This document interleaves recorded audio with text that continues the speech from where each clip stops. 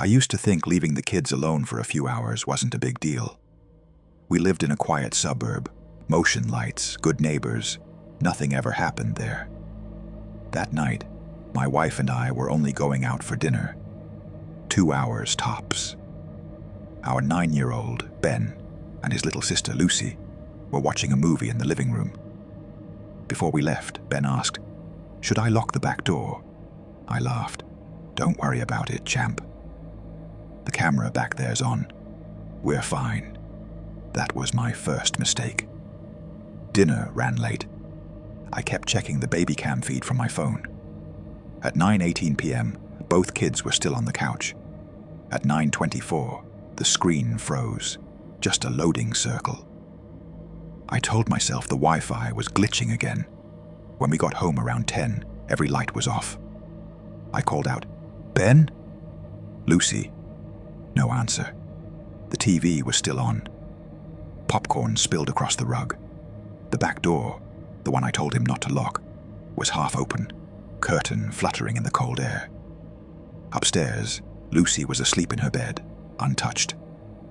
Ben's room, though. His window was open wide, the curtain snapped off one hook.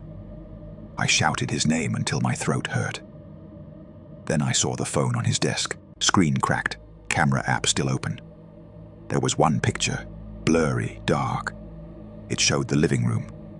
Ben was in frame, eyes wide, and behind him, a shape. Someone crouched by the open back door. The police came.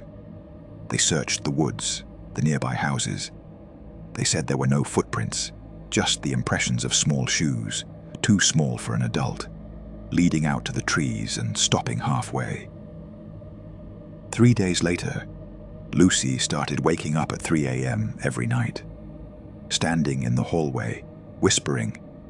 Ben said we shouldn't have locked the door. We moved out a few weeks later. The house sold fast, even after we told the buyers about the break-in. Some days ago, I drove past out of curiosity. New curtains, new lights. But through the window, I saw 2 kids sitting on the couch. Only one of them turned to look at me.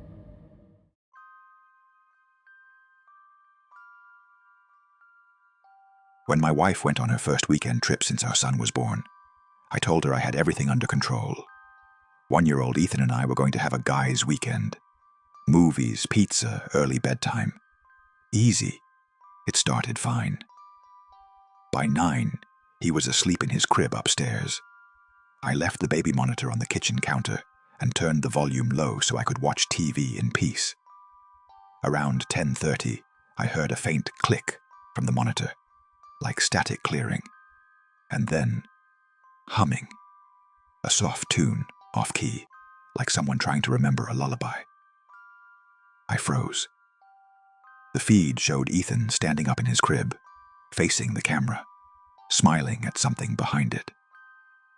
I thought maybe my wife had forgotten to turn off her phone link to the camera, so I called her. She picked up on the first ring, whispering, "Hey, you checking on him too?" I said, "What do you mean?" She replied, "I just got a motion alert." Someone's in his room. I bolted upstairs. Ethan was lying down again, sound asleep. No one else was there. The closet door was open a few inches, though, and I knew for a fact I hadn't left it that way. Inside were his tiny clothes and toys, and one thing that didn't belong. A baby rattle, not ours. I didn't sleep that night. Every time I closed my eyes, the monitor would click. At 2:47 a.m., I heard whispering. 2 voices, one soft, one rasping. I grabbed a knife and ran upstairs again. This time, the crib was empty. I screamed his name and flipped on every light. Then I heard it, faint, muffled, coming from downstairs. From the monitor speaker. "Ethan is crying." I ran back down. The monitor was still on the counter, the green light blinking. The screen showed a view of the kitchen. Someone was holding the camera now, walking toward the back door. It opened, and all I saw was darkness. The police came within minutes. They found Ethan on the porch, wrapped in a blanket that wasn't ours. No fingerprints, no footprints, no signs of forced entry. They told me it was probably a prank, someone hacking the monitor. But a week later, I got another notification on my phone. Motion detected in nursery camera. We'd already thrown it away. We hadn't gone camping in years. My wife thought it would be good for the kids. No screens, no city noise, just trees and stars. Our son, Mason, was 12. His sister, Ella, was 9. They'd both been glued to their phones lately, so I figured a weekend in the woods might fix that. It almost did. The first night at Pine Hollow Campgrounds was perfect. Clear skies, a warm fire, the sound of crickets echoing through the valley. Mason roasted marshmallows until they caught fire. Ella laughed so hard she almost fell off her chair. For the first time in months, we felt like a family again. Then the ranger came by. Old guy, gray beard, voice like gravel. He looked over our setup and said, "Make sure you keep your food locked up tight. There've been incidents." I joked, "Bears?" He stared for a beat too long before answering. "Something like that." Then he walked off into the trees. The second night, it got cold fast. I tucked the kids in the tent and sat by the fire with my wife until she went to bed around midnight. I stayed up another hour, just listening to the woods breathe. Before I turned in, I realized Mason had left a half-eaten bag of chips on the picnic table. I thought about locking it in the car, but figured, what's the worst that could happen? That was my mistake. Around 3 a.m., I woke up to a soft rustling outside the tent. I thought it was raccoons at first. Then came slow, heavy footsteps. Not animal fast, deliberate, careful. I grabbed the flashlight and unzipped the tent just an inch.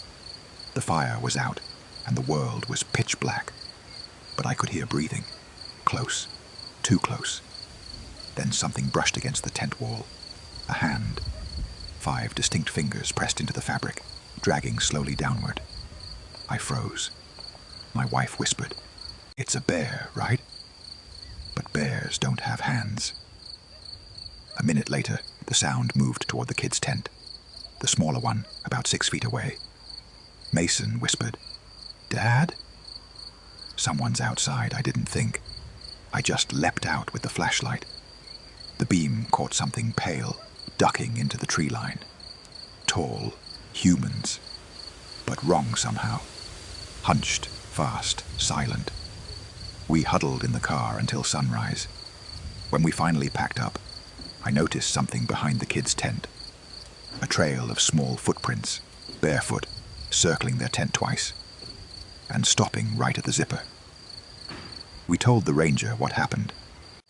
He didn't seem surprised, just asked, "Was it watching or knocking?" I said, "Watching." He sighed. "You're lucky then. It only knocks when it wants to come in."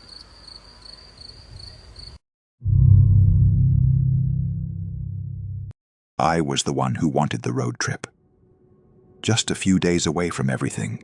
Phones off, windows down, kids laughing in the back seat. After a year of stress, it felt like the perfect way to reconnect as a family. Our route cut through miles of empty highway in northern Arizona. Red dust, long silence, no cell signal. My wife, Erin, kept saying, "It's so quiet out here," and I just smiled. That quiet didn't bother me, until it did. By the third hour, the kids, Tyler, 11, and Megan, 8, were getting restless. They spotted an old gas station off the road. The sign was half collapsed, letters sun-bleached. I figured we'd stop for snacks, stretch, maybe use the restroom. That decision still keeps me up at night. The place looked abandoned, But when I stepped inside, a bell above the door jingled like it had been waiting years to ring. The shelves were mostly empty. A few dusty bottles, a rack of faded postcards, and behind the counter, a man who looked too clean for a place that was dead. He smiled without showing teeth. "You're early," he said. I laughed awkwardly. "Early for what?" He just blinked. "You'll see." I grabbed a couple sodas, dropped cash on the counter, and hustled everyone back to the car. That was when I realized the kids weren't with us. Erin swore she saw them near the vending machines a minute ago. I circled the car, shouting their names. The gas station door creaked open again. The man stood there, holding something small. "Megan's shoe," he said. "They shouldn't wander off back there." I didn't ask where the back was. I just ran. Behind the building was a narrow dirt trail, almost hidden under weeds. At the end stood a rusted trailer with its door half open. Inside, it was dark, the kind of dark that swallows sound. I called out, "Tyler! Megan!" Something shifted in the corner. Tiny feet scuffled. Then a whisper. My daughter's voice. "Daddy, he said you'd come alone." My flashlight caught a glimpse of her face, terrified, streaked with dirt. Before someone yanked her back, I lunged forward, grabbed her wrist, pulled her out. We bolted toward the car. The man was standing by it now, not moving, not chasing, just watching us leave. We drove until the road blurred, until Erin screamed that I was going too fast. When I finally stopped, both kids were crying. That's when I noticed Tyler clutching something. A Polaroid photo. It showed the four of us, taken at that gas station, but our eyes were all closed, and behind us, in the doorway, was the man. We reported it to the sheriff the next morning. He frowned when we gave the location. "That station burned down 10 years ago," he said. "No one's run it since." He drove us back to check. Nothing there but a blackened foundation and a rusted sign that read, "Welcome to Last Stop Gas. See you again soon." The picture's still in my glove compartment. Every few weeks I find a new one tucked under the windshield wipers. Same family, same closed eyes. And the man is always standing a little closer.